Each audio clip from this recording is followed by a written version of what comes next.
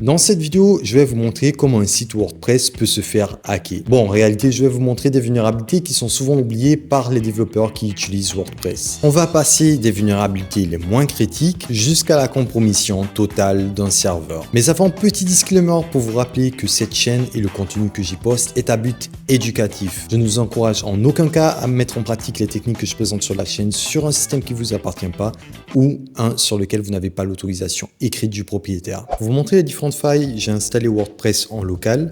Alors je vous ai mis un petit site comme ça avec un petit thème, pas beaucoup de fonctionnalités, ça ne sera pas le plus important tout compte fait. Tout ce dont on avait besoin, c'est la dernière version de WordPress. La vulnérabilité que je vais vous montrer pourrait passer totalement inaperçue auprès d'un novice. Je me rends sur la page d'authentification, j'essaie de me connecter avec un compte et un mot de passe. Qu'est-ce que vous remarquez ici? Je vous laisse un petit temps, vous pouvez mettre pause et me dire ce à quoi vous pensez. On a un message d'erreur qui nous prévient clairement que le compte Wacked n'existe pas sur ce site. Si j'essaie avec le compte admin, là, on me prévient que le mot de passe est incorrect. Rien qu'avec ce message d'erreur, je peux énumérer les utilisateurs qui sont présents sur le site. Pour ce faire, j'ai mis en place un petit script pour automatiser l'énumération des utilisateurs.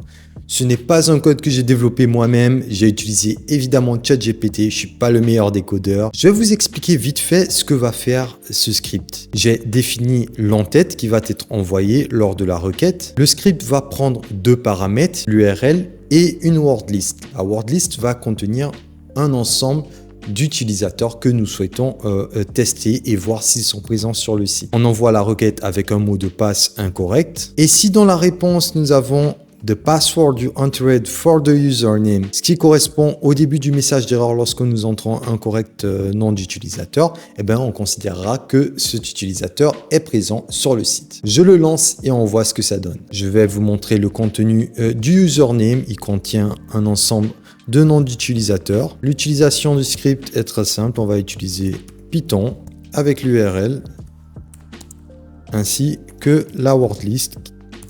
Et là, normalement, il va prendre un petit peu de temps. On commence à avoir les résultats. Le compte admin a été détecté. J'ai fait en sorte qu'il ne retourne pas les tentatives échouées, uniquement ceux qui auront réussi.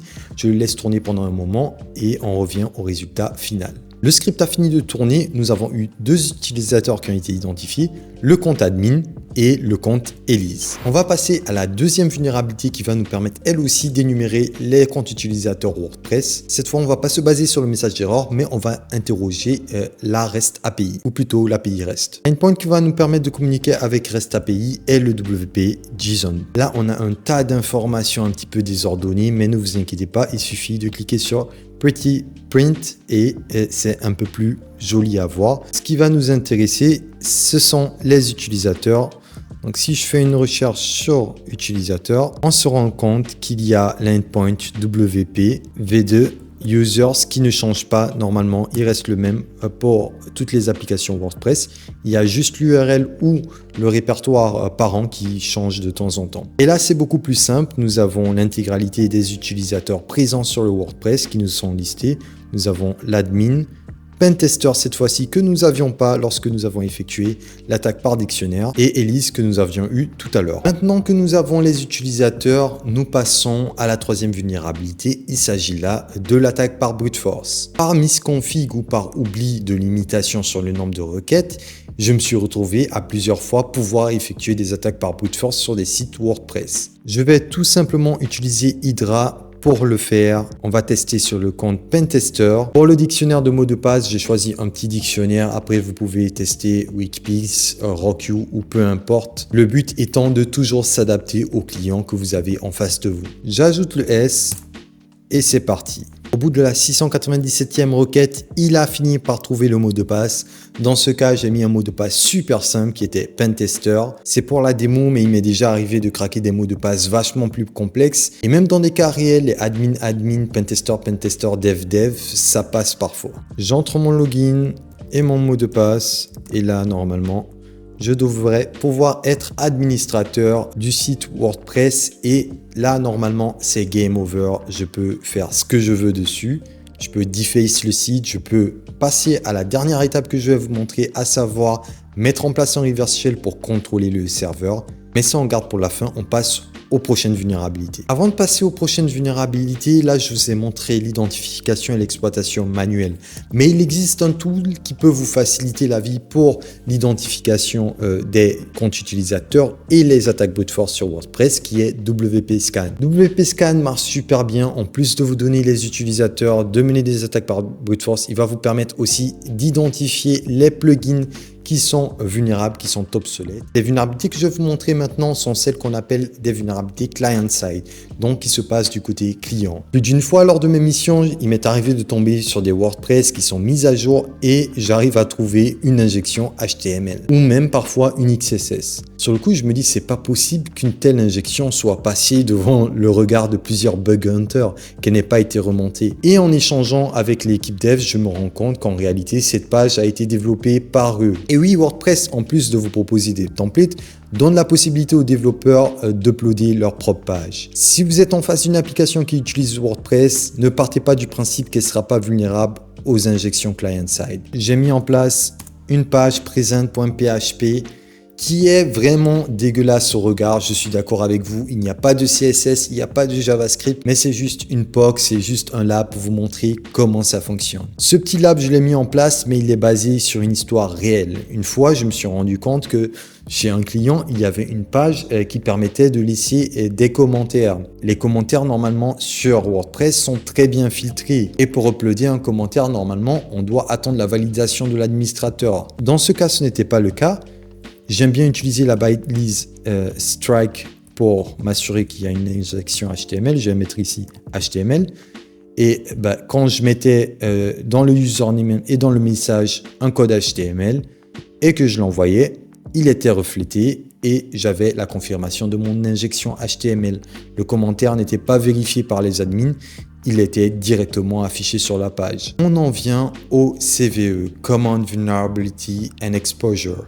Des vulnérabilités sur des WordPress, ça sort pratiquement tous les mois, toutes les années. Et même si WordPress prévient ses utilisateurs de mettre à jour des plugins, nombreuses sont les fois où je suis tombé sur des personnes qui ne le font pas, ça vaut toujours le coup de voir si la version du WordPress que vous utilisez est vulnérable. Une simple recherche sur Google, normalement, vous permettra d'avoir la liste des CVE, ainsi que les exploits. Vous pouvez utiliser ExploitDB. Là, par exemple, nous avons la liste des vulnérabilités par année pour les SQLi, les XSS, le directory transversal. Sur ExploitDB, on a une qui est vraiment récente. Elle s'attaque au WordPress Registration et Membership au plugin 4.1.1 et permet à un utilisateur non authentifié d'élever ses privilèges. Sinon, je vous ai parlé de l'outil WP Scan qui va vous permettre de scanner et identifier les plugins qui sont vulnérables.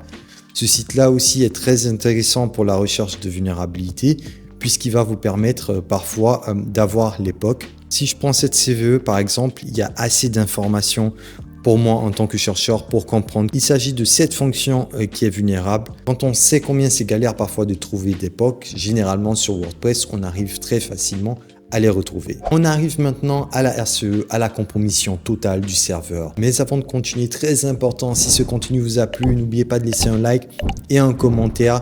L'algo de YouTube change tous les jours. Ça devient très difficile pour des contenus comme le mien d'avoir de la visibilité. Donc, je compte sur vous pour m'aider. Pour le reverse shell, il existe de multiples méthodes sur WordPress pour l'avoir. Ça peut être via de l'injection de code PHP directement dans une page du template que vous utilisez.